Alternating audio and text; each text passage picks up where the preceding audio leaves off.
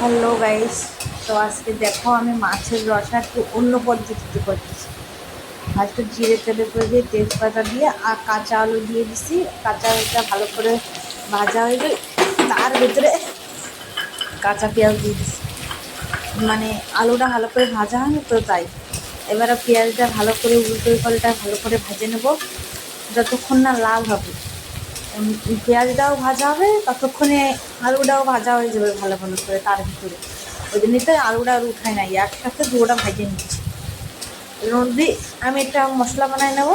আজকে গুঁড়ো মশলা দিয়ে রানবো, কাঁচা মশলা না, সব ভাজা মশলা দিয়ে রানবো। ফার্স্টে দেবো গুঁড়ো ঝাল, তারপরে হলুদ, তারপরে হলো জিরে, এরপরে দেবো ধনিয়া গুঁড়ো, তারপরে দেবো লবণ, তারপরে জল দিয়ে মিশাই নেব ভালো করে। আমার গলার ভয়েসটা ইগনোর করো বন্ধুরা, আমার একটু কাশি হয়েছে তো তাই এরকম ভয়েস হচ্ছে। তারপরে এই যে মশলার মধ্যে দিয়ে দেবো, মশলা একটু ভালো করে নাড়ে চড়ে ওই জল শুদ্ধ জল গোলানি বাটিটা মশলার মানে মশলার মধ্যে দিয়ে ভালো করে নাড়ে চড়ে একটু নাড়ায় চড়াই সব কিছু করে নিয়ে তারপরে ওর ভিতরে দেবো জল ঢেলে। জল ঢেলে দিয়ে ভালো করে নাড়াই চড়াই যতক্ষণ না জল না ফুটবে ততক্ষণ মাছ দেবো না। জল ফুটে গেছে, এইবার মাছ দিয়ে দেবো। মাছ দিয়ে মাছটা একটু জাল হবে, আলুটাও তো সেদ্ধ হয়ে গেছে আগের থেকেই।